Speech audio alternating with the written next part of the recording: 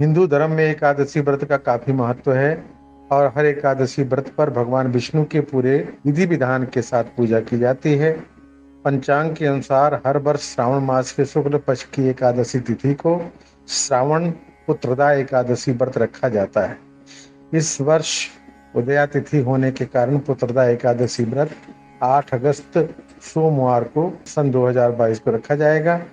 ज्योतिष के अनुसार पुत्रदा एकादशी व्रत करने से निसंतान दंपति को संतान सुख प्राप्त होता है। ज्योतिष के अनुसार पुत्रदा एकादशी के दिन इस साल कई शुभ योग भी बन रहे हैं, जिसे संतान प्राप्ति की इच्छा के लिए शुभ माना जा रहा है। सावन मास की पुत्रदा एकादशी व्रत के दिन सावन का चौथा और आखिरी सोमवार भी है। इस दिन पद्म योग और रवि योग का शुभ संयोग भी बन रहा है। ऐसे अद्भुत योग के दौरान यदि पूरे विधि विधान से भगवान विष्णु की पूजा की जाती है तो पुण्य लाभ कई गुना अधिक हो जाता है। सावन सोमवार और एकादशी व्रत एक ही दोनों होने के कारण भगवान शिव और भगवान विष्णु की कृपा एक साथ प्राप्त होगी और संतान प्राप्ति का सुख अवश्य प्राप्त होगा। मुहूर्त इस प्रकार से है। श्रावण पुत्रदा एकादशी तिथि 7 अगस्त 2022 रविवार को रात के 11:50 से प्रारंभ हो जाएगी और अगले दिन 8 अगस्त सोमवार 2022 को रात के सुबह 9 बजे तक रहेगी। श्रावण पुत्रदा एकादशी व्रत 8 अगस्त 2022 को उदया तिथि के अनुसार होगा।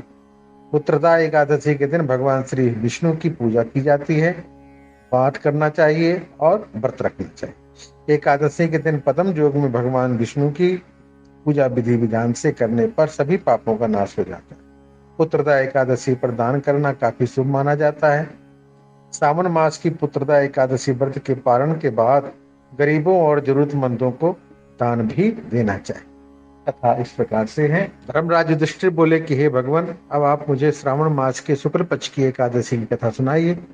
इस एकादशी का क्या नाम है, इसकी विधि क्या है? श्री मधुसूदन जी बोले, हे राजन, अब आप शांति पूर्वक श्रावण मास के शुक्ल पक्ष की एकादशी की कथा सुनिए।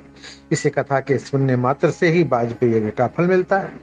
द्वापर युग के प्रारंभ में महिष्मती नाम की नगरी थी। उस नगरी में महाजित नाम का एक राजा राज्य करता था। वो पुत्रहीन था, इसलिए वो सदैव दुखी रहता था। उसे वो राज्य कष्टदायक प्रतीत होता था, क्योंकि पुत्र के बिना बिना इस लोक और परलोक दोनों में सुख नहीं मिलता। राजा ने पुत्र की प्राप्ति के लिए बहुत यत्न किए, परंतु वो निष्फल हो गए। जब वो राजा बूढ़ा होने लगा तो उसकी चिंता और बढ़ने लगी। एक दिन उसने प्रजा को संबोधन करके कहा कि ना तो मैंने अपने जीवन में पाप किया है, ना अन्याय पूर्वक प्रजा से धन ही इकट्ठा किया है, ना मैंने कभी देवता और ब्राह्मणों को धन ही छीना है और ना किसी की अमानत ही मारी है। मैंने प्रजा को सदैव पुत्र की तरह पाला है, कभी किसी से राग द्वेष नहीं किया, सबको समान माना है। इस प्रकार धर्मयुक्त राज्य करने पर भी मैं इस समय महान दुख पा रहा हूँ।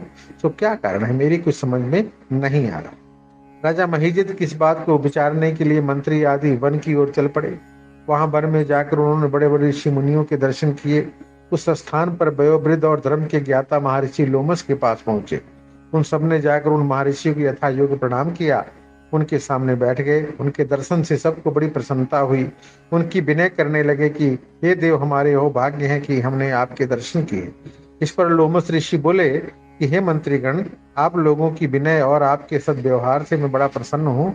आप मुझे अपने आने का कारण बतलाइए। मैं आपके कार्य को अपनी शक्ति के अनुसार अवश्य ही करूंगा, क्योंकि हमारा शरीर ही परोपकार के लिए बना है, इसमें किंचन मात्र भी संदेह नहीं। लोमस जी के वचन सुनकर मंत्रीगण बोले, महर्षि, आप हमारी समस्त बातों को जानने में ब्रह्म से भी अधिक ज्ञाता हैं, अतः आप हमारे संशय को दूर कीजिए कि महिष्मती नाम की नगरी में महिजित नाम का एक धर्मात्मा राजा राज्य करता है। वो प्रजा का पुत्र की तरह धर्मानुसार पालन करता है, परंतु फिर भी पुत्रहीन है, इससे वो बड़ा दुखी रहता है। हम लोग उसकी प्रजा हैं, हम भी उसके दुख से दुखी हो रहे हैं, क्योंकि प्रजा का ये कर्तव्य है कि राजा के सुख में सुख माने, दुख में दुख माने। हमको उनके पुत्रहीन होने का अभी तक कारण प्रतीत नहीं हुआ, इससे हम आपके पास आए हैं। जब से हमने आपके दर्शन किए, हमको पूर्ण रूप से विश्वास हो रहा है कि हमारा कष्ट अवश्य ही दूर हो जाएगा, क्योंकि महान पुरुषों के दर्शन मात्र से ही प्रत्येक कार्य की सिद्धि हो जाती है। अतः अब आप हमको राजा के पुत्र होने का उपाय बताइए। इस पर लोमस ऋषि ने एक क्षण के लिए नेत्र बंद किए और राजा के पूर्व जन्मों का विचार करने लगे। विचार करके बोले कि हे श्रेष्ठ पुरुषों, ये राजा पिछले जन्म में अत्यंत निर्लज था। वो बुरे कर्म किया करता था, तो एक गांव से दूसरे गांव में घूमा करता था। एक बार ज्येष्ठ मास के शुक्ल पक्ष की एकादशी को 2 दिन से भूखा था। दोपहर के समय एक तालाब पर पानी पीने गया। उस स्थान पर एक उसी समय ब्याही हुई गाय जल पी रही थी, यानी बच्चा अभी अभी उसके हुआ था। राजा ने उसको प्यासी ही भगा दिया और स्वयं पानी पीने लगे। तो हे ब्राह्मण प्रजागणों, इसीलिए राजा को ये दुख भोगने पड़ रहे हैं। एकादशी के दिन भूखा रहने से उसको राजा होना पड़ा और प्यासी गाय को हटाने से पुत्र वियोग का दुख भोगना पड़ रहा है। इस पर सब लोग बोले कि हे महर्षि, शास्त्रों में ऐसा लिखा है कि पुण्य से पाप नष्ट हो जाता है, इसलिए कृपा करके आप राजा के पूर्व जन्म के पाप नष्ट होने का उपाय बताइए, क्योंकि उस पाप के क्षय होने से पुत्र रत्न की उत्पत्ति होगी। ब्राह्मण के प्रजागणों के ऐसे वचनों को सुनकर लोमस ऋषि बोले कि हे प्रजागणों, यदि श्रावण मास की शुक्ल पक्ष की पुत्रदा एकादशी का तुम सब लोग व्रत करो और रात्रि को जागरण करो, उस व्रत का फल राजा को प्रदान कर दो, तो तुम्हारे राजा के यहाँ पुत्र अवश्य होगा। राजा के समस्त दुख नष्ट हो जाएंगे। मंत्री गणों सहित समस्त प्रजा महर्षि लोमस ऋषि के वाक्यों को सुनकर प्रसन्नता पूर्वक अपने नगर को वापस आए। उन सब लोगों ने श्रावण मास के शुक्ल पक्ष की पुत्रदा एकादशी को लोमस ऋषि की आज्ञा अनुसार विधि पूर्वक व्रत किया और द्वादशी को उसका फल राजा को दे दिया। उस पुण्य के प्रभाव से रानी ने गर्भ धारण किया और 9 महीने के पश्चात उनके एक अत्यंत तेजस्वी पुत्र रत्न प्राप्त हुआ। हे राजन, इसलिए इस एकादशी का नाम पुत्रदा पड़ा। जो मनुष्य पुत्र रत्न को प्राप्त करना चाहते हैं, उन्हें इस एकादशी का विधि पूर्वक व्रत करना चाहिए। इस व्रत के प्रभाव से इस लोक में सुख और परलोक में स्वर्ग प्राप्त होता है।